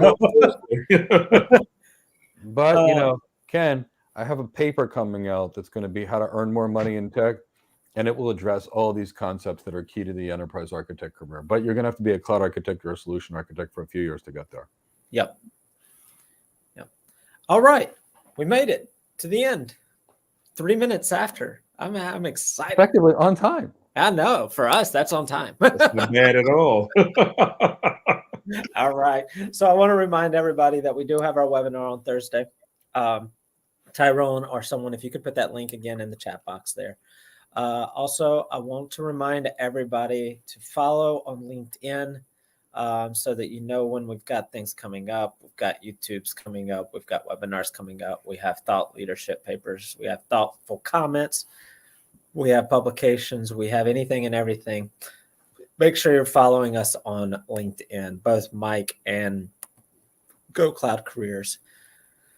So also, as a reminder, let me find this. May have to go back a really long way. But next Tuesday, we will have Trevor Spires, a senior solutions architect from AWS, will be joining us next Tuesday for our show. It'll be a very exciting discussion. We look forward to all of you joining us. Make sure to set a reminder for that. And let's get a hashtag Cloud Hire 2023 like Greg B just put there in the chat box. Let's get a hashtag Cloud Hire 2023 and we will close it out. Set a reminder at the link that we just put in the chat box as well. And people sending me messages asking what I did to my pinky. I honestly have no clue.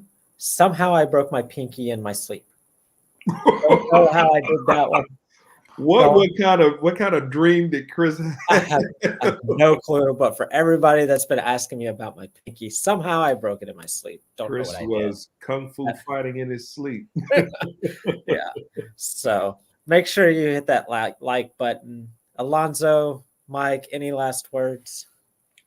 Well, I as always, I love these discussions with these men. I love answering questions. I love being able to help people get to their next level and just ultimately realizing their dreams through proper planning, joining us, realizing your cloud goals. So let's get out there. Let's go for our goals. Let's realize them and let's get cloud hired. What about you, Mike? I want to thank you all for being here. You know, I love helping others. Otherwise, we wouldn't be doing all these free shows that we do. I do it for you. And, you know, your participation is just so meaningful. And Ben, I want to call a special thank you to you.